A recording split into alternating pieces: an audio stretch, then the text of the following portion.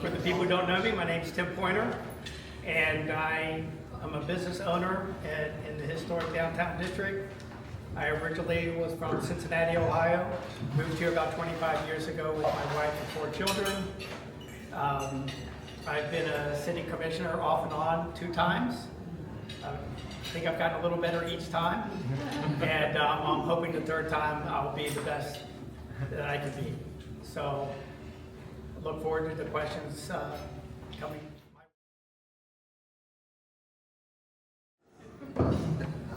Good morning. Thank you for coming. I'm David Sturgis, your seat 2 commissioner and current vice mayor. I'm running for election to keep serving our great city of Fernita Beach. I've been part of this community my whole life. My family has been here for 7 generations, dating back to 1710. I graduated from Fernita Beach High School in 1991. I earned my degree in electrical engineering, and since I shift my passion towards fixing things in construction in 2002. I've been a licensed contractor, proudly working and serving the city mostly for over 20 years. Fernita Beach has been my home for myself and my wife Kelly. We have 5 beautiful children. It's a place that I care deeply about. That's why, as your commissioner, I'm focused to the matters, mostly lowering taxes, simplifying business, and regulations and protecting our natural resources. Making the city's infrastructure and public safety top shape. We want to straighten out the city and keep things going in the right direction. It's been an honor to serve you as vice mayor. I take that as a privilege to be involved with organizations such as the Northeast Florida Regional Council that I'm a member of. The city has offered me that privilege, which I enjoy, and I serve, and with pleasure I serve to do that. I'm an Eagle Scout. I attend First Presbyterian Church, where I've been a deacon 2 terms. I'm president of the Fernita Beach Homeowners Association. So I wear a lot of hats, but as wearing all those hats, I can handle it. As I run for election, my goal is to keep Fernita running, to ensure that Fernita remains a good place to live, work, and raise a family. I ask for your support again. Please vote for me on November the 5th. Let's keep building the city and motivating it in the right direction for now and generations to come. Thank you. But hey, I'll take the mic anyway. Republican women, how's everybody doing today? So, ladies and gentlemen, I'm Bradley Bean. I am your mayor, and it has been an honor to serve you. And folks, one thing I know is I know I would not be where I am today without the support of the community, without the support of folks like you, the Republican women. So thank you so much for putting me where I am, and thank you for your support as we move forward. Folks, there's something, I got to introduce some more people in the room, because this is something I believe I can say as the only Republican running in my race. I'm the only Republican that's running. I have my top 2 favorite Republican women are in the room with us right now. My top 2 favorite Republican women, that is my mom, Abigail Bean, and my wife, Alexia Bean. Abby and Alexia Bean are there. They're both there. And folks, my 3rd favorite Republican woman is on the way. We have a baby coming in December, and we know it's a girl, so that is my 3rd favorite Republican woman. And she will be here this December. So coming soon. We're looking forward to that. Folks, why do I do what I do? I am serving my community because I love it here. This is my home. This is where I grew up, and this is the place where I will continue to live my whole life. This is the place my daughter is going to grow up. I am asking for your support because, folks, we need to make sure that Fernita Beach stays a wonderful and special place to live. And that's something that, as somebody who's lived here my entire life, I know that to be true, and I know that you do as well. So please join me, and we together will continue to make Fernita Beach a great place to live. Folks, myself, and you already just heard from the Vice Mayor David Sturgis, let me tell you a few other things. We've experienced, you've seen this in the newspaper, no one likes to see a lot of conflict in the newsletter. But I'll tell you what, there have been a number of 3-2 votes. 3-2 votes, they happen all the time. 3-2 votes. So what does that mean? That means that we are only one commissioner away from certain things happening. Folks, when I say 3-2 votes, you could say the most easy thing, and let's go 3-2. Stuff like we're going to name the skate park after our Olympian, Poe Benson. It goes 3-2. It's great. I'm glad we got that done. Myself and the vice mayor joined together, named that skate park after Poe Benson. We're working on making sure that skate park is improved for our future generations. We're working on that. Folks, when we say that, and that means we're only one commissioner away, so what does that mean? That means we're only one commissioner away from your taxes going up through the roof. As your mayor, I am proud to have stood by and created the first every year in the last decade. Let me make sure I'm clear on that. The first every year in the last 10 years that we didn't raise your taxes. That seems like a low bar. You raise our taxes every year. As mayor and with Vice Mayor Sturgis's help, we did it. We pushed back and we made sure that we kept our taxes affordable for everybody. And we've lowered the millage rate again this year. And that's good for everybody here. Thank you. Folks, we're only one commissioner away from the discussion not being about sidewalks, because I think the sidewalk discussion is very important. We're one commissioner away from the discussion being what flag is flying above City Hall. That's not something we want to have the discussion be on. That's a national issue. Let's keep our local politics local. That's something I believe in, and that's something that I think we need to be doing. And my friends, we're only one commissioner away from, I don't think that from paid parking. That is something else. Folks, we are one commissioner away right now. If you poll the commission, it is 3-2. 3-2. 3 people say that they don't want paid parking at the beach downtown. There are 2 commissioners today, right now, that if they could, they would put paid parking downtown, put paid parking at the beach. They would do that today. And so, folks, if you lose one of our people that are standing strong, stopping you from paying to park at the beach or downtown, who knows what's going to happen. So, ladies and gentlemen, I am Bradley Bean, and you know me. You know exactly who I am. I am what I am, and I've always told you the truth. I am Bradley Bean. I'm a lifelong Republican, and I will always be that. So I'm always going to pick up the phone. With that being said, Bradley Bean, vote for me November 5th. We'll see you real soon, everybody. Thank you so much. And ladies and gentlemen, please keep your applause rolling. It's Miss Christy Kelly. Come on down. Hello, everybody. I'm good at a lot of things, but public speaking is not another, so I'm just going to read. It's better. It's much less awkward. So thank you so much for having me. I am Christy Kelly. I'm running for the City of Commission, seat 3. I'm a Christian. I'm a lifelong conservative. I'm a widow, a mother of 3 amazing daughters, an entrepreneur, and over the past 30 years, I've also owned 7 businesses in 3 states. And right now, I'm down to 1 business. We have a cotton farm in Georgia. So, that being said, I have time and energy and the wherewithal to work on this commission and put some time and energy and thought and really work hard to make our little town amazing, more amazing than it is. I want it to be my home. Looking forward to, yes, what I'm looking forward to the most for sure is representing residents and taxpayers in Bernardino Beach. I'm born and raised in Jacksonville, Florida. Been coming here for as long as I can remember. Our mom would put us in the car and bring us up to the Trent Boat Festival. That's what it was called then. Lots of time camping, fishing in the water. Did everyone see the alligator today? A little less time on the beach probably right now. Have you seen the alligator? Yeah. At Sliders. Right there, Sliders. Anyway, this is why I leave. So, after, we had a heartbreaking event in our family, I knew I wanted to come here. I moved here in 2020.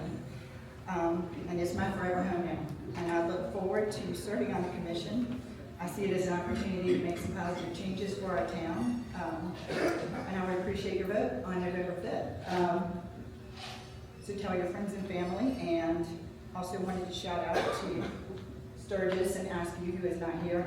These guys have been so helpful, giving me a lot of advice, because this is not easy. Campaigning is not easy. Politics is not easy. And I thank them so much, and I thank all of you so much for coming. Hello, everybody, and I'm Denise Minshew, and I'm running for Bernardino Beach City Commission seat 2. I'd really like to thank you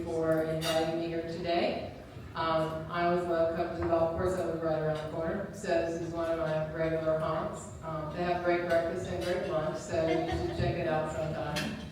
I'm running because I believe that voters should have a clear choice for their city commissioner. I promise to be fair, honest, and ethical with every action and decision that I make. There are no issues impacting the city that would be a conflict of interest for me. I make decisions based on facts and data. Many of you know me. I'm a longtime resident of the city with family ties going back to when the mills first opened in the 1930s. My father's family moved here when the mills opened. I have many of my uncles. My cousin Danny Fullwood is in the back of the room. And many of my uncles worked at the mills. My grandfather was buried in Boss Bellow, so my ties here are strong. Since moving here full-time in 2008, my volunteer work has allowed me to be part of our community and to see firsthand what our citizens need from their local government. I also put the welfare of our citizens first in any decision that I make. As past chair of the Planning Advisory Board, I worked hard to ensure that our city's policies around land development and planning reflect the desires of the community. And I'm a strong advocate for ensuring that the comp plan and the LDC are followed. After a 40-year career in the telecommunications industry, I know what it takes to get things done on time and on budget. I also understand the importance of long-term strategic planning that I believe our city lacks. So my promise to you and to our community is to truly listen to you as we make Fernandina Beach a better place to live, work, play, and visit. And thank you again for the opportunity to talk about my campaign. Hi, thank you so much for having us out here. My name is Joyce Tooten. I am a retired high school science teacher, mother of two grown kids that I wish were closer to us. Our daughter went to BC, and I think she's never leaving Boston. But our son did move here with us, and is now working at the Mayo Clinic, finishing his chemistry degree. Been married 31 years to my husband James. He's a retired colonel in the U.S. Army. I like to say James was born into the Army. He was born in an Army hospital at Fort Belvoir. His dad was also 30 years in the Army. His dad's from North Florida, and his parents had a place here in Fernandina for about 50 years. So James came here his entire life.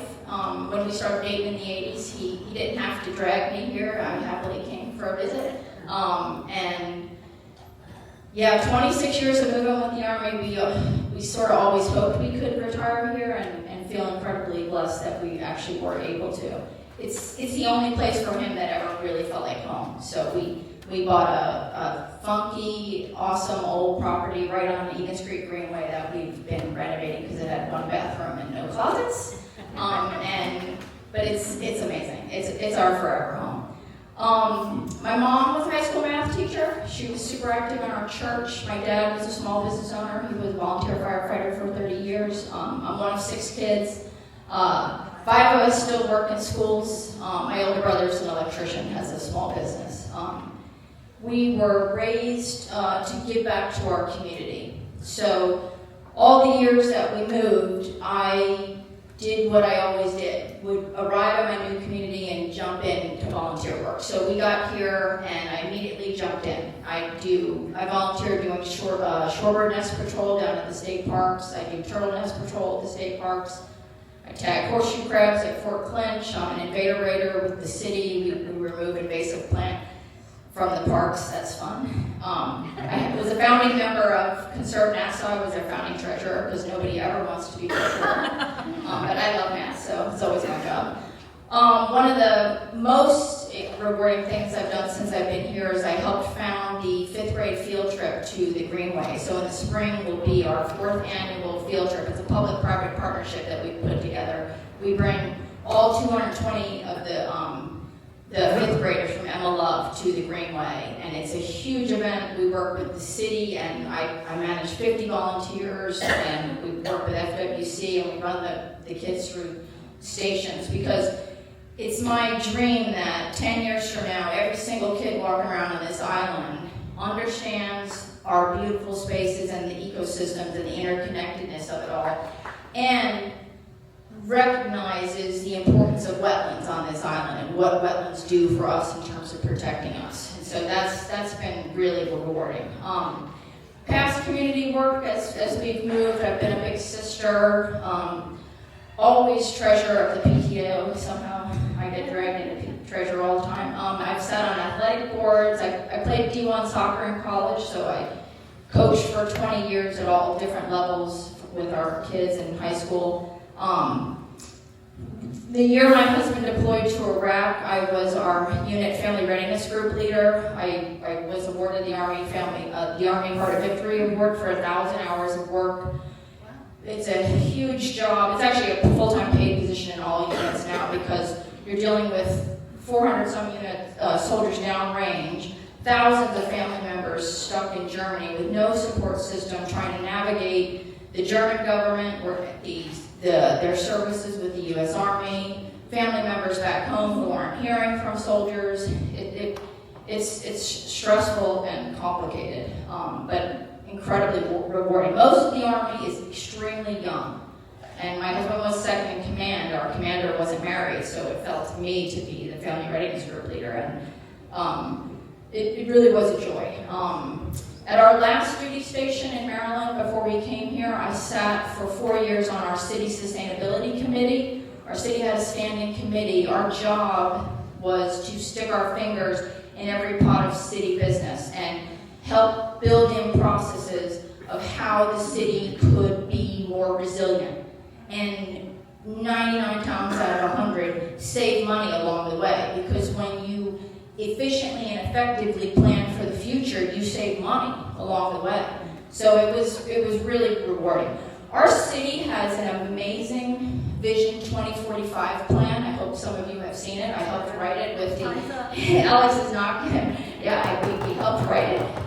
Time? Oh, sorry, I talk too much. As a teacher, I need a clock. Anyway, I'm super excited about the vision of this city and what we can do to be more resilient. Thank you so much.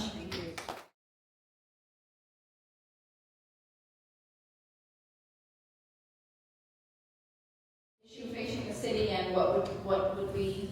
What would you recommend? What would be your solution or your remedy for that? Solution or remedy? I think we all feel it. It's the overdevelopment, and when we drive around, the loss of trees. I am under no delusion that every single property on this island is not going to be developed. They will be, unless we all want to pony up millions of dollars in tax money to buy and conserve that land. The land is going to get developed. Somebody owns that land. It's their dream to develop on that land and do what many of us did, move here for retirement. But we can build better. We can build smarter. There are many, many things that can be done. One of the first things I learned when we moved here was how shockingly high our impervious surface percent is. You are allowed to build to 60% impervious surface. Impervious surface means the hard stuff on the land. The patio, the driveway, the sidewalk, the roof, the garage, the pool, the shed. That leaves only 40% of the land for the rain to get into. And yes, we have had near record rain. This is not record rain though. Those of you who remember 1991, we had 50% more rain in 1991 than we've had today, through today. It's pretty easy to go. I'm a NOAA climate steward educator. You can go back and look at the data. It's pretty easy to find. What's happening with this is a very, very enormous rainfall. It's probably the second greatest rainfall. But there was not this flooding in 91 because the land was used differently in 91. Land use is the key. What do we do with the land?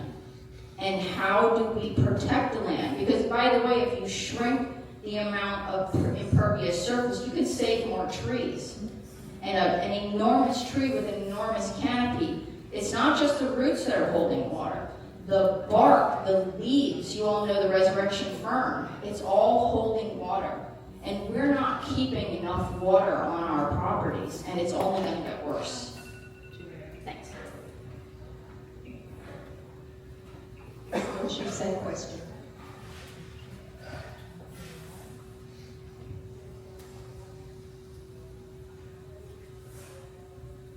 So I think one of the major issues that the city faces is kind of twofold. It has to do with leadership and with long-term planning.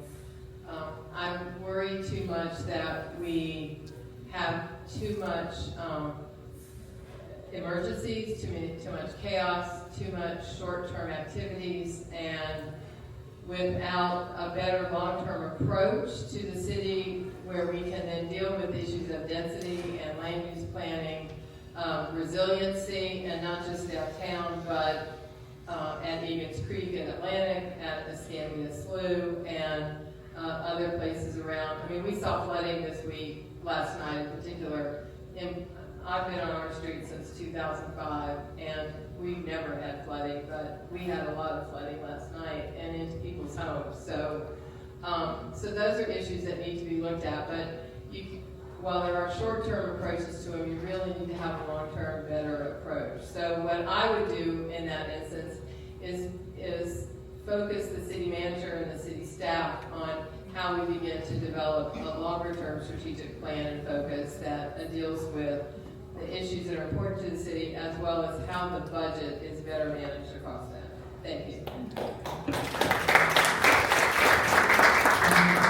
Ms. Taylor? I somewhat agree with Janice. We have, up until last week, not had steady leadership. We've had pretty good leadership in the city manager, but now we have someone we can really work with. We can really get into the problems and really work towards getting them fixed. I look forward to working with her. And really, you know, we have some other challenges. We have I see we can develop responsibly. I do think we can all work together, get the development going that we need, that puts money in our rolls, in our coffers, and still be cautious of, but I think my number one and problem solved, we've got a city manager now that really can see her teeth into getting our issues taken care of.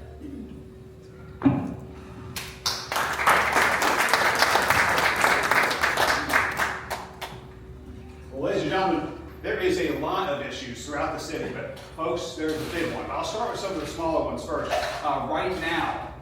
Right now, today, as you guys have seen, there has been the record rainfall. It is unprecedented. I spoke with one of our stormwater employees who's been with the department 40 years. 40 years. He has never seen this much rainfall in the past 4 decades that he's worked for the city. The amount of rainfall, I was talking to meteorologist Mike Bursch just yesterday. The amount of rain that we received in a week-long period is over 20 inches. It's just so much rain. It is more rain. And yes, Irma was in a 3-day period there, but we have more rainfall than a hurricane. And we're looking at hurricane level of rain, and that's what the city's dealing with. That's why, ladies and gentlemen, we have declared a state of emergency here at FRWN Beach. We want to make sure that we are working with the state of Florida, working with our city team to make sure that we are taking care of our residents. Our safety is the number one concern as our city. Working with folks around the city, that enabled us to do things like have people work overtime last night. That enabled us to have extra resources deployed. That's what we're working with here. We have sandbags and sand in Central Park today. That's a problem that's immediate. It's a problem that we're working through right now. But folks, the biggest problem that our city is facing, the biggest problem that everybody in this room knows about, is taxes. Taxes is the number one issue. I talk to so many people. And folks, that extra city line on your tax bill, it hits you hard. It hits people hard. When you raise property taxes, there is no homestead exemption on people who rent, on landlords. If you raise property taxes, people who rent out their homes are going to feel the full effect of that tax increase, and you know that's getting passed on to people in the community who are most vulnerable. That's where that gets placed. My friends, we need to make sure that every single dollar, and thank you so much, every single dollar is spent effectively, and that's what we've done as a city commission. So I'm going to give the mic to a person who helped me do that. That is Vice Mayor David Sturgis. Come on down, my friend.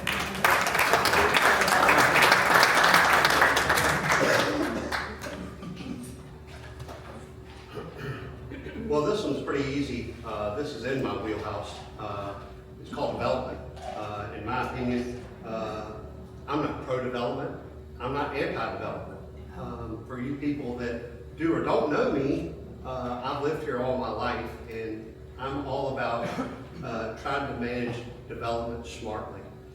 We need to manage it the correct way. And our city has the tools to do that. Growth is something everybody in the city is feeling. We keep forgetting this, but we have 1.6 million people that drive over that bridge and drive off that bridge or get on a plane and show up here. So those are realities that I understand those concerns about development. I've listened to the constituents and the taxpayers about it.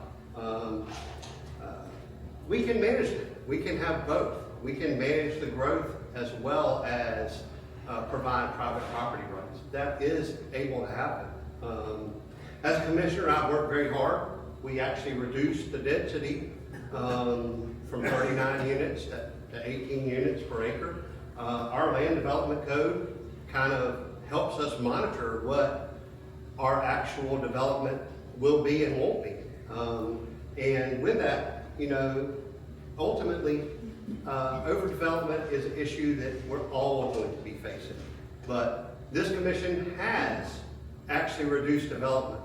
And I think we can continue doing those things, expanding some of the ecology, like some of the borders around lots, to where they're close to wetlands and increase the borders. I believe that's an option as well. And there's other things that can be done to manage it. So I continue to fight for the residents who feel the overdevelopment. I continue to fight for them, and I will continue to do that. So thank you.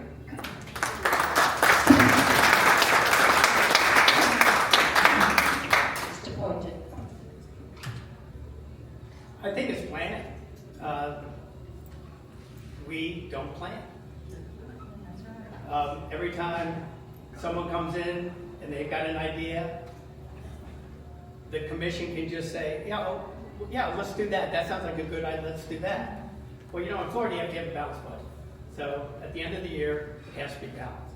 Well, if you don't plan, then all your capital improvements that you were going to do so many roads, but now you've spent money over here, now you don't have that money, that road repair is now getting pushed off to the next year. And it keeps getting pushed off. So all these things that keep coming up that aren't budgeted for or planned for, that then gets enacted, all the stuff that was planned for gets pushed over. And if you start looking at some of the city's infrastructure and their buildings that they have, that all need repair. They need repair because no one is repairing them. And it just keeps getting pushed off and gets pushed off. So to me, the biggest problem with this community is the lack of discipline on planning. And when someone comes up with a good idea, but it's not budgeted for, that needs to be put on hold. Not the programs that have been well thought out, well documented, and you can't keep leapfrogging over things that are planned to do something on a short-term want or need, because this is why we're in the situation we're in.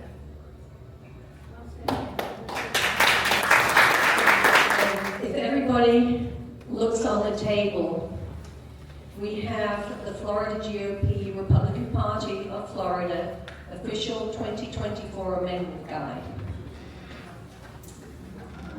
And this is how Republicans are going to be voting on the 2024 amendment guide. Would you like to see mine? Sure. I have a question about it. Okay, Amendment 1. Will you vote yes or no on Amendment 1? It says partisan election of members of district school boards. Yes or no? Is that to keep? Yeah, I see what it says, but I'm not familiar with the. With the amendment? No. Okay, so you're not willing to address? I'll address it if I know what the amendment is. So, Okay. Amendment 2 is the right to fish and hunt. do I think it's yes, of course. You Be vote able to- yes. Yes. Amendment 3, adult personal use of marijuana. Yes or no? Yes. Amendment 4, the abortion amendment. You know, I mean, I hate to interrupt, but my goal in running for office is to worry about what is important to the community and helping make this community a better place. And these types of things are personal to me, and that's the way I'm going to leave it. This has nothing to do with running the government of Bernardino. This is rather easy. All these things, starting with Amendment 1, yes, I will be voting with Amendment 1. And yes, I will be voting with Amendment 2.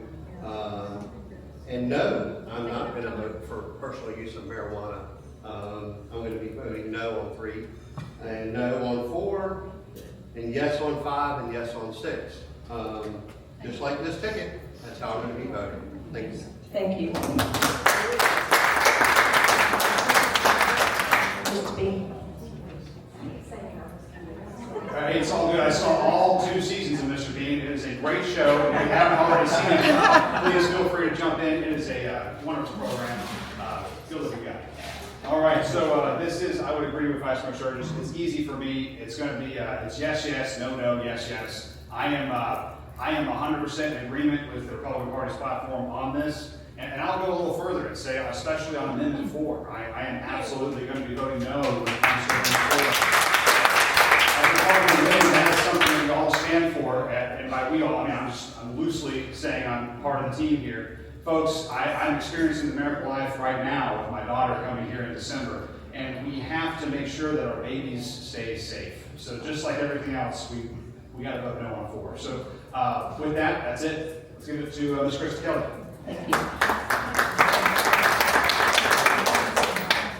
I'm also straight down, yes, yes, no, no, yes, yes. Number 4 is a trafficker's dream. It is a trafficker's dream. A sex trafficker can have, there are no definitions in this bill. Anybody can be labeled a provider. It has to be an absolute no on 4. The others, yes, yes, no on 3, yes, and yes. Ms. Minchin. So I'm here as a candidate for a city commission election, and it's a nonpartisan election. The only amendment on this list that has any possible impact on being a city commissioner is Amendment 5, which talks about the adjustment for the value of homestead exemption. As I understand what I've read about that amendment to date, I think it has a very negative impact on municipalities. It will take tax dollars away from our city and our counties. So at this point, unless I find other information to change my mind, I would vote no on that one. And the others are not relevant to the office that I'm running for. Thank you. Hi.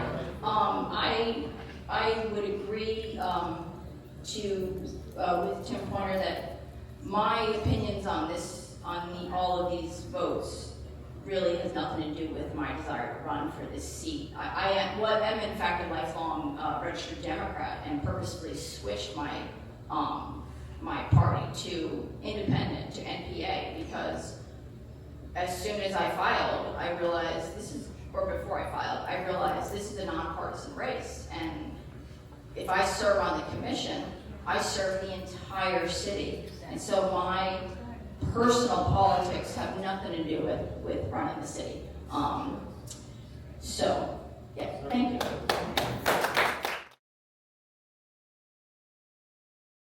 What steps, if any, should the city take to recoup a share of expenses from non-city residents for recreation, i.e. the Baton Parks and skate park, beach and infrastructure costs associated with the rapid development taking place from the island to I-95? Well, that's a wide-ranged question. However, very easily, I would say that We at the city are working on all our parks and recs areas, all our parks as far as how we charge people correctly for their swimming in the pool, how we charge correctly for all the other things.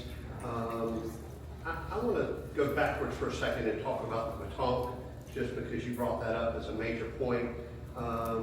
We have a lot of recreational activities in the city, and that's what everybody loves. They love the fact that we have so many parks and so many things that we can handle. The reality is we can handle all those things, and we are moving towards handling all those things with extra services and extra fees that aren't going to be necessarily charged with private partnerships. We have private-public partnerships that we're working with, and we keep reaching out to different organizations, but this commission, we have a lot of things to deal with from the past.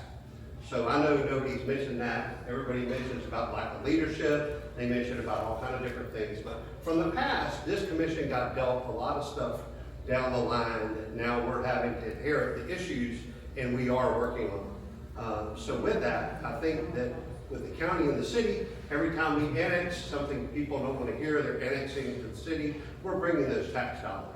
We're bringing those tax dollars into the city so that we can give people services and we can give them other things, including better parks, better recreation.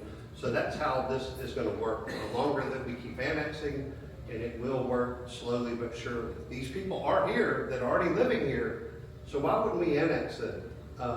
If they want services, it's all done voluntarily, and it happens every day.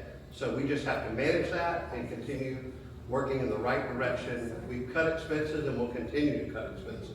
I have my graph for later to show it by end presentation, but we are tax friendly here, and we're going to continue to reduce that rate, and that's how we're going to survive. Thank you. Thank you.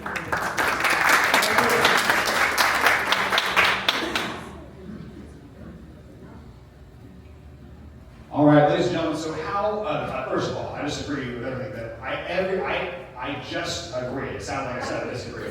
I just agree. I agree with everything that Vice Mayor Sturgis just said, but let me go a little further on how can we make this work. And let me tell you, I alluded to it earlier, but every time you open the newsletter, it seems like in years past, you would look at the front page and you would see the headline that the city and the county are fighting again. Who remembers all those articles? Everybody does. Everybody remembers those. People remember the city and the port are fighting. The city and the school board are having issues. I mean, that's something that in years past, you've been seeing that. But in the last 2 years, since myself and David Sturgis have been working, you really haven't seen that. What you've been seeing is that the city and the county are working together. The city and the port are stopping lawsuits. The city and the school board are partnering up on working on getting new bathrooms at the Hickory Street Field, new practice fields over by the school board building. There's a lot of teamwork going on, and that's what we're asking about here today. That's what we're talking about. How are we going to work together in the future? And folks, that is something that I am an incredible proponent of. I've seen it firsthand because my first 2 years on the commission, I really wanted to work with the county. I was looking forward to working with the county, and I was on a commission where most of the people had an adversarial relationship with the county. If you put in a commission that has an adversarial relationship with the county, you're not going to get anything done. What you're going to get done are those articles in the newspaper that say people are fighting. So folks, how are we going to make sure it's fair? How are we going to make sure that everybody, well, how we're doing it is what we're already getting done. Now that we've partnered up with the county, they're coming in to help us pay for a new track down at the Tech Center, which is going to be great. The county is coming in. They've actually discussed maybe this next year we're going to use money from the county to help pay for the skate park. We're going to be partnering up with the county, as we have already done with the school board, and as we have done with the port in those lawsuits. Partnerships, working together, that's the key. Ms. Kristen Kelly, what do you got?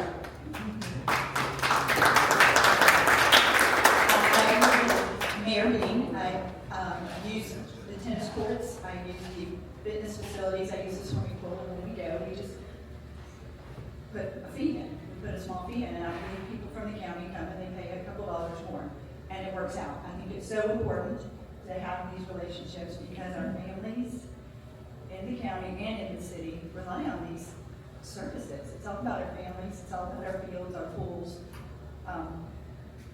art tennis courts, which I love. Pickle, haven't gotten there yet, but I'm going to, we've got to learn.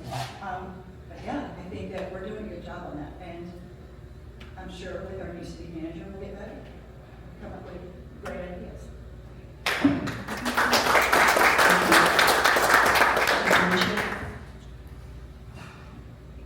Would you be so kind as to repeat the question?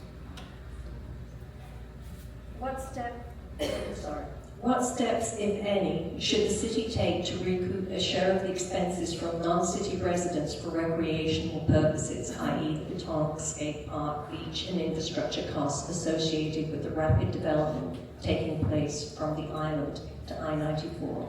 I-95. I'm trying to show my old places of residence. So, thank you.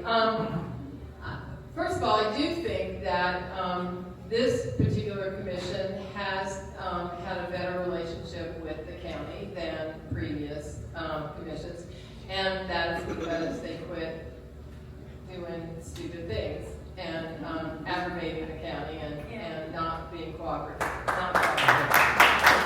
will be the first to admit that. It has gotten better. I see the county as a valued partner with us for items of which we have common interests, and this is actually one of those.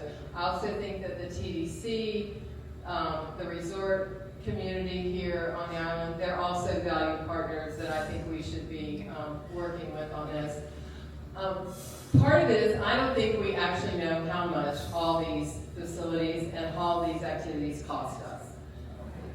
So I would say that one of the very first things we want to do is we need a better cost analysis to understand what should the fees really be for certain services, because there are a lot of things that are free and then there are some things that are paid for. So I think the first question is really, what is the cost?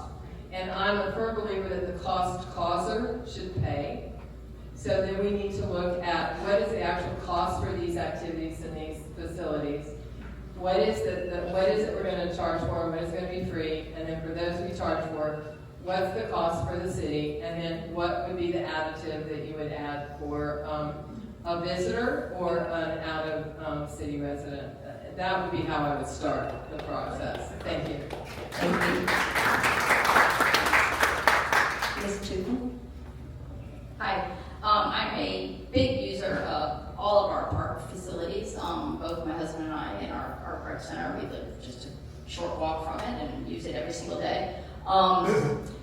In fact, my brother-in-law is here right now using it also, and he's shocked how little he has to pay to use it. He only has to pay $3 more than we have to pay. And it's actually not $3 more because I'm also paying in my taxes to use it. So we have to be careful about how we imagine costs and payments. All the beautiful facilities that we have, we residents paid for them to get built, and we pay for them to be maintained, and we pay for the lifeguards, and we pay for new infrastructure to make them better. And we open the door to 1 point however many million visitors a year, and it's getting worse because of here to I-95. Do we allow them to use most of our facilities for free? Maybe we do. We have been allowing that. I know when I used to come here in the 80s, when I first started coming, you looked down the length of the beach and there was practically nobody on the beach. Now is a very different story. And are there ways to capture more money from visitors? I know when I'm swimming at the pool, I'm talking to other people in the lane. There's a lot of people in that pool at the rec center that are not city residents. And I'm thinking, when we're traveling out of town and I want to use a pool, it's usually $25 to use an out-of-town gym for the day. But if you want to swim, it's usually $35. Pools are always so much more expensive. They're not $7 to use. So I think it's a discussion. Complex problems have very complex solutions. Thanks. Thank you. Mr. Payne? Yeah, I think it comes down to a cost analysis. I swim at the pool all the time. It's $5 for city residents, it's only $2 more. The city is paying for everything.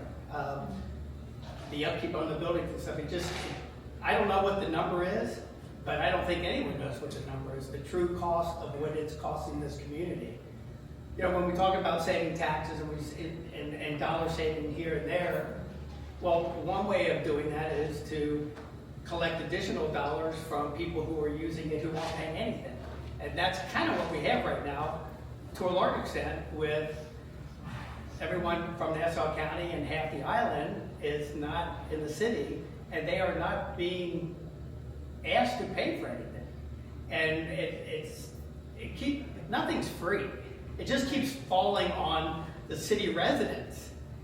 And, I've got people, I live right down the street here, and my son lives right over here, and across the street from him, they live in the county, and he lives in the city. They're on the same street. And his neighbors just laugh. I mean, they're like, oh man, we get everything that you guys are paying for, thank you for paying for it.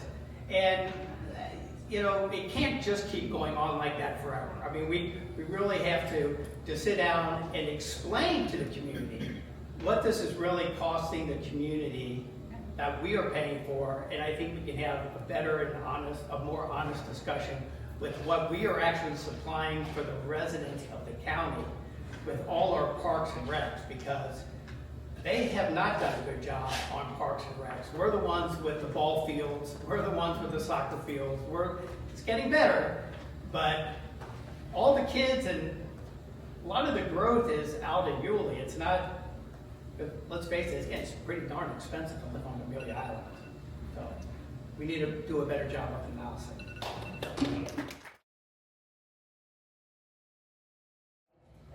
Mayor Bean, if you would you support a building moratorium until the infrastructure of the city can be updated to accommodate the explosion of growth of the city, specifically, and the great need for stormwater systems as evidenced by the rainfall of the last 2 weeks? No, I would not support a building moratorium. I would not support that. That is frankly, I think, unneeded.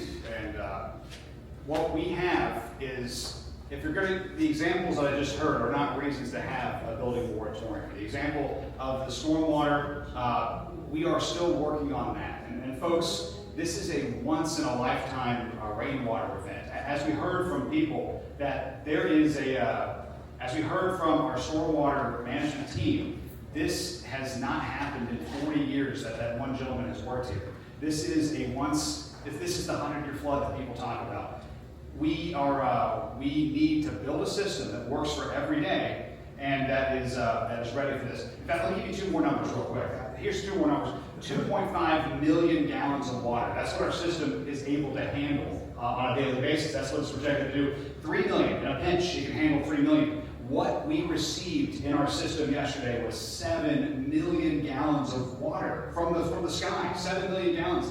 We have a very robust system, incredibly robust. We are prepared and we're ready for anything. We're not ready for 7 million gallons of water coming out of the sky. That's where the flooding comes from. So as you can see, with the day off, with the rain happening, the water's starting to recede because our system is still working and our folks are still on it, getting that through. So no, I'm not going to declare a moratorium on growth.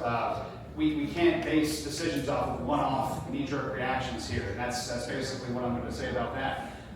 Was there another part of the question besides the flooding, Ms. Pelican, Mayor Pelican? No, I'll save that for later. Okay, there's another part too. Well, let's go ahead and give it to Ms. Krista Kelly. Once again, put your hands together, Ms. Krista Kelly. All right, let's go. I just told him I'd love to come after him because I totally agree with everything you just said. You can't make knee-jerk reactions to historic rainfall. We would not have a building or development moratorium on this island or anywhere. We live in Florida. I have been here my whole life, and it floods. It floods everywhere. It always has. Your little kids run around knee-high water in the streets. It doesn't mean you stop growth.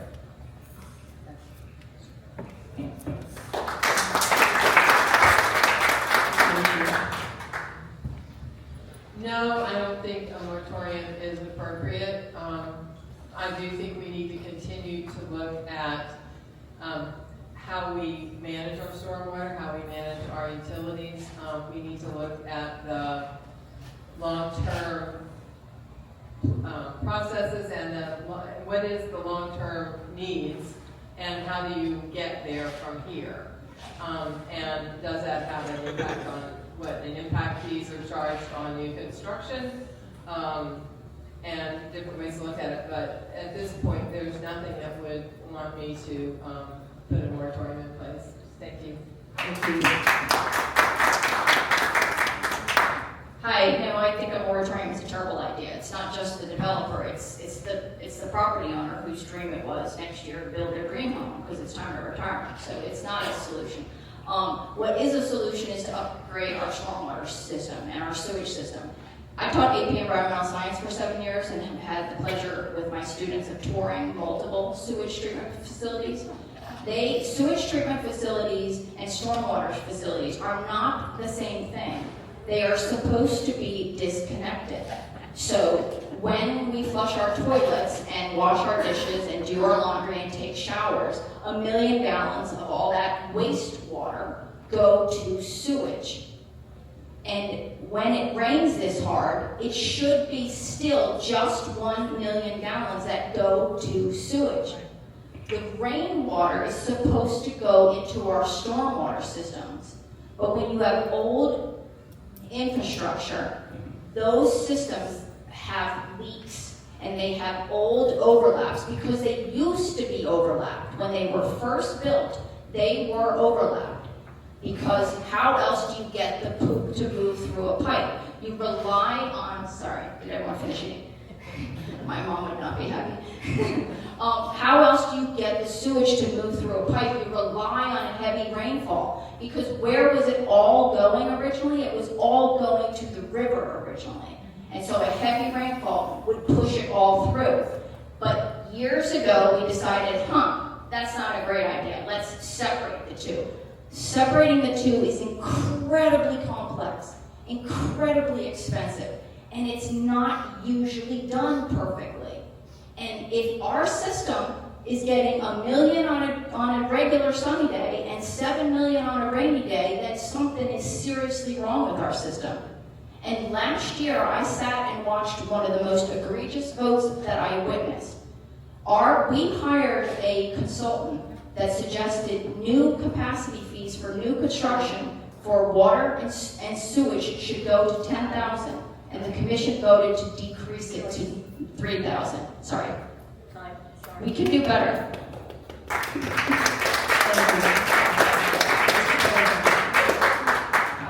No, I don't think there should be any moratorium on building whatsoever. I'm a huge proponent of property rights.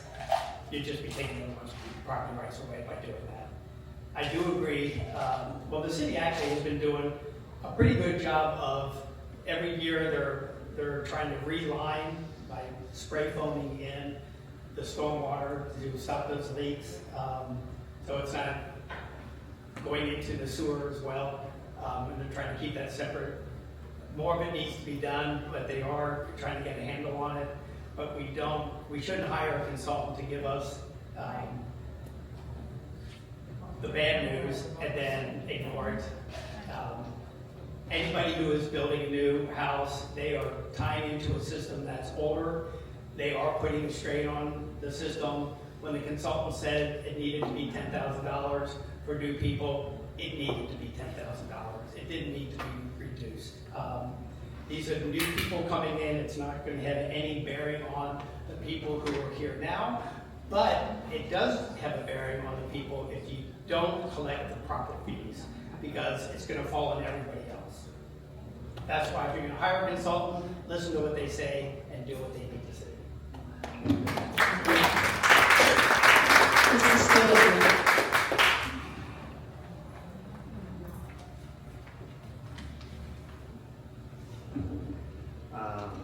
Thank you.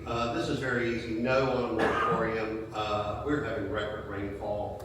This is unprecedented except for around 1990 when I was here in 1990 and I witnessed it. So the reality is this is unprecedented flooding. This is not normal. This is not something that happens every day. This is a 40 to 50 year occurrence. We'll go in between the 100 year.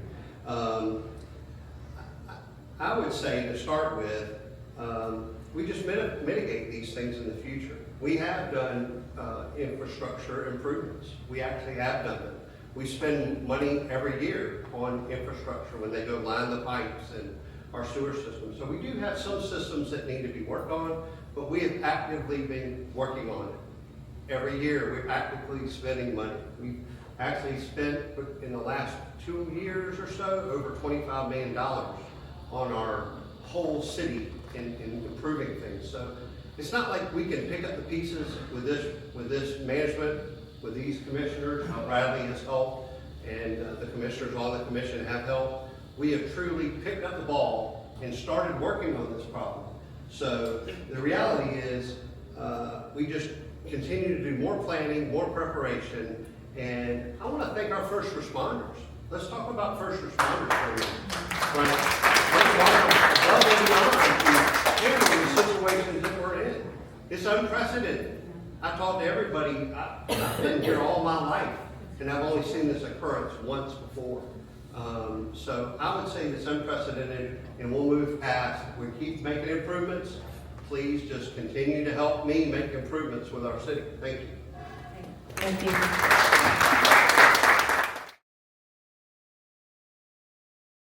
It started as the Amelia Island Plantation has experienced homeless wandering into homes. And at a security meeting, it was discovered that Duval County Police were bringing and dumping homeless into our county and our city. So, no, it's not happening, or, well, this was, so we'll get the responses here. Recently, Burger King parking lot, and also behind CVS, and I realize they are county technically, aren't they? But tents are popping up all over the place. And can we, starting with you, Ms. Kelly, would you like to come up and address how the city should handle that? Or if you see it as a problem? I see it as a problem. Yes, I drove by Burger King this morning, and there is a tent city at Burger King, and we need to open back up. There was a gentleman that was shut down. I guess it was code violations. He was shut down. He was offering a place for the homeless to shower, be cleaned up, get a meal.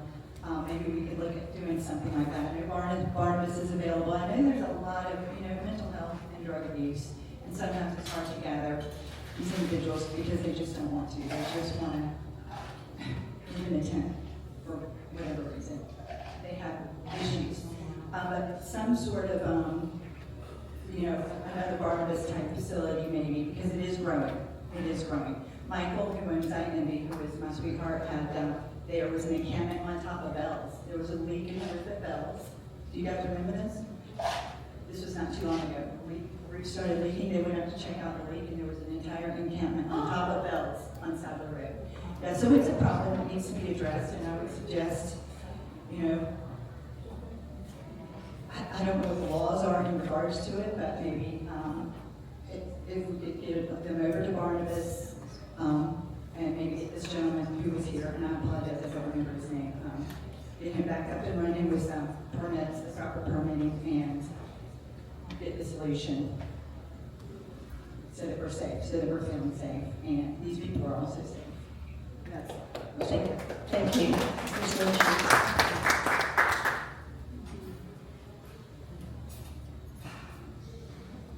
So city police give bus tickets to homeless people to send them to Jacksonville. And so it's just this back and forth, because there are more services in Jacksonville, and there really are no services here for the homeless, except for what's done through nonprofits and churches. Homelessness is a problem, and I think that as a community, as in a city, we don't want to deal with it. We just keep hoping it'll go away, and it's not. The city has done a very nice job of opening up a cold night shelter in the winter, and then they actually did some cooling stations, I think, this summer when the heat was very difficult. But it is a problem, it is a complex problem that requires a lot of input and a lot of thought from a lot of different individuals and a lot of different organizations. And you know, I believe that you can do anything that you set your mind to do, and that you can, if you decide as a community that this is an issue you want to deal with, then we'll deal with it, and we'll work on it, and we'll figure it out the best we can. But if we don't want to deal with it, then we just continue to hand out bus tickets and shuffle people back and forth, and that's not a solution. The solution also doesn't deal, if you go talk to the school system, they have a slightly different definition of homelessness. And they have hundreds and hundreds of children in the school system that are determined based on federal guidelines to be considered homeless. So if you're couch surfing, you're homeless. If you're living in a hotel, you're homeless. So it is a problem, and it is a problem that I think for a long time we've put our head in the sand and not wanted to deal with. And maybe now is the time that we put our heads together and decide as a community, including the city, the county, and other organizations, to fix it for us. Anyway, thank you. Ms. Chu. Hi, yeah, homelessness is definitely a growing problem. My house is right on the Greenway, and I've worked with our city police. Our city police are amazing in there because they do community policing, so they really know a lot of our homeless. And not only tents there, but tents on the Greenway that I've actually helped, and it's horribly sad, helped to dismantle because they're illegal. And what do? At our last duty station in Maryland, my husband and I took temporary legal custody of one of my students for 5 months because he was 5 months from graduation and was entering an unhoused situation, and he was not going to be able to graduate. He was going to be forced to move with complicated. It's incredibly complicated.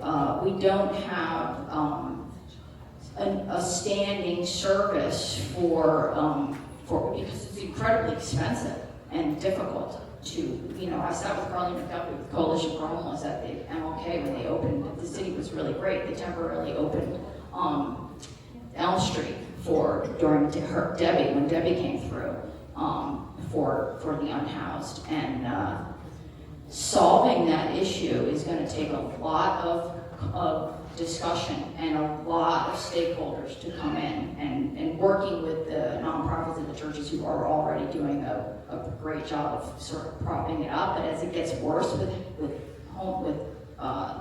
the cost of affordable housing, it's just going to get worse. It is a problem that we need to address. Thank you. Mr. Poynton. Yeah, this is not an easy answer at all. And the city's not going to be able to solve this, and the county's not going to be able to solve this by themselves. The state can't even solve this by themselves. We need to do it on a very, very specific and collective experience to do this. There's churches that do an incredible job here, but they only do it once a week or for food or something like that. At our restaurants, we've given food over to some of these churches and stuff to help them augment the needs, and the needs just keep growing and growing and growing. And you know, they hide pretty well. I mean, I get up really early in the morning and I go swimming at the rec center, and you'll start seeing the people coming out of the Greenway, and they're on their bikes, and you know, we got everything that they can carry in their life is on the back of there with no lights, and you're scared you're going to hit them. I mean, and they all start coming out, and then they just try to mix amongst the community all during the day, and then as the night goes down, and then they try to find their places to go back and go to the Greenway, put up tents, sleep in cars behind restaurants. I mean, it's disheartening, but the city and the county are gonna need to get together and figure this stuff out, because it's not an easy thing, and it's not cheap. Some of them don't mind. Some of them are setting up camps. No, I understand. Okay. Right. Mr. Sturgis. Well, I want to speak briefly. I'm going to go backward before I kind of answer this question. I'll make it fast because I'm only on 2 minutes. If I had 3 or 4, this would be a better topic, and I could probably use it. I'll briefly say I spent time with the League of Cities as a donated and invested city commissioner. I went to the League of Cities, and the most newest trend is a new law. A lot of people don't realize it, but the law is very difficult to read. There's a difference between night, day, whether they're sleeping, whether they're in, whether they're not, whether their stuff can stay. A lot of people don't realize this actually exists.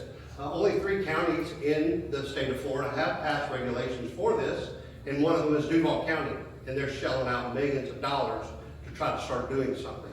So they are being aggressive and moving in their direction. But I'm going to go straight to our partnership with the county, that we have bridged the gap. With Mayor Bean and myself, we have literally bridged the gap on the county and the city working together. So there's no doubt in my mind that this problem can be helped. It might not be solved immediately. But it can be helped. And where this comes in is, I actually have an idea for this problem. Unlike anybody else, I have an idea. The idea is we have a facility on the north end of the island. It is owned by the park. It was a fully functioning boys facility where it had housed anywhere between 15 to 30 boys at a time for youth that got sentenced there by the court system. The reality is that facility could be repurposed if we reach out to the state and say, or our representative in the state, Ford Birder, being black, either one of them, we could reach out to them and possibly bridge that gap and work with the coalition of the homeless and say, hey, let's repurpose this facility and let's use this to be something that we can help those people that want to be helped. Not all of them will find a place there, because we have worked on the drug addiction side of this.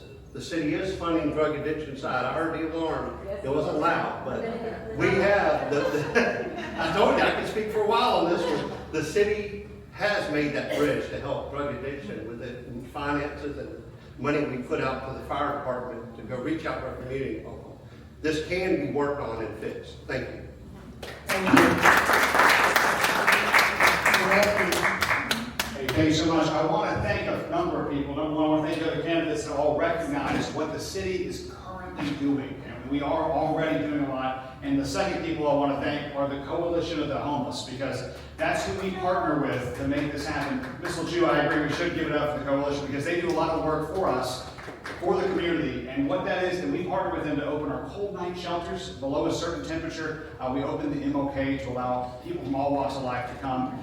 This summer we started something new at the request of the Coalition. We started the hot days. It's the inverse of that. What if it's too hot out? What can we do? And we did. We opened a hot day to work with them on a hot day shelter. So I completely agree with the Vice Mayor that the way we're going to solve this problem longer term, we got to get our partnership with the county working for us. That's it. This is a county-wide issue. this isn't an issue just in Fernandina Beach. As we've heard, it's an issue around the state of Florida. It's an issue in Duval County. It's an issue down in Key West. It's an issue everywhere. And so to tackle it alone as the city of Fernandina Beach, that's the wrong answer.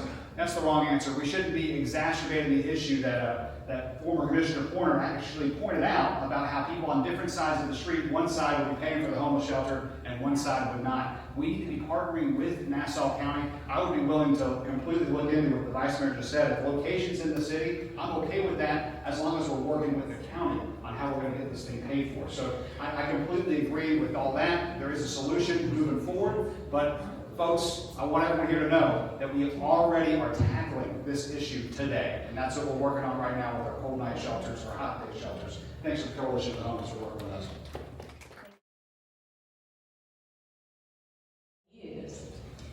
Downtown parking, a scarcity, or do people have a walking problem? Ms. Minshew, scarcity or walking problem? I think it's mostly a walking problem, and then during certain times of the day, the evening, and activities and events, it becomes a scarcity problem. It's also, I think, an enforcement problem, because we do not enforce the parking rules and laws that we have today on 3-hour parking. They took all the signs down. So, parking is is a complicated, multi-level issue. But yes, at times there's scarcity, and a lot of times there is a walking problem, and I think there's an enforcement problem. Thank you. Great, thank you. Ms. Tu. Yeah, I think it's a historical problem. I saw a city commission meeting minutes from 1947 where they were discussing whether or not to put in parking meters downtown.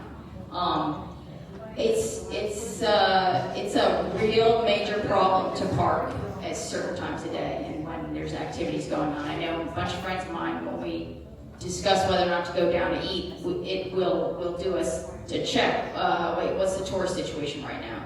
And we'll decide, are we walking down there, are we biking down there, are we going down in one car, or are 10 of us driving down, and we'll all drive down. I do think the city has done a very good job. Jeremiah Wilson, our interim manager, has done a great job of finding more parking around the city. Whether or not if they build it, they will come. I don't know. Whether or not we just keep building more to allow for more, that's a good question. Complex problem that we have to talk about. So I guess it wasn't a yes or no. No, definitely not. Too complex. Mr. Boynton. I think it's a walking problem. We have a lot of restaurants and activities downtown. Most people can get there. Sometimes you have to walk a couple blocks. Sometimes you even have to walk 3 blocks. But it's amazing when you think about it, that we can have 150,000 people show up here during Fruit Fest, and everyone seems to be able to get downtown. So, and moving forward, when you think of all the technology that's getting ready to happen, and the advent of smaller cars or driverless cars, and to be able to go downtown and be dropped off. So, maybe we're just really smart that we haven't done anything, because eventually there's not going to be the need for the parking that there is now, because there's not as many people driving big cars now than there were 10 years ago. There's so many golf carts now downtown, and boy, you can put so many of those golf carts like everywhere. So I mean, you hate to sit there and say, geez, we need a parking garage, but we don't want to charge anybody. Well, who's going to pay for a parking garage if you're not going to charge anybody? So it's a walking problem. Thank you. And then if you could. Oh, we time to speed up? Yeah, All right, speed I up. can speed it up pretty 1 quick. minute. This is easy. I believe that eventually we will need a parking garage. We're not there yet. I believe we will. Some people can walk. We can do different things. We could reenact the 3-hour limit and enforce it. It just costs a little more money, and maybe we can find a way in partnership to do that. And that wouldn't charge for paid parking. It just says, you got 3 hours, it's time to move.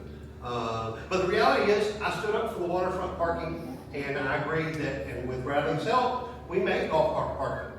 That whole area on the whole south end will be golf cart parking. So it will make more places. And I will say that the city commission added extra parking spots and did what they needed to do with Jeremiah's help. But the city commission approved it, and we continue to do those improvements every day. Thank you.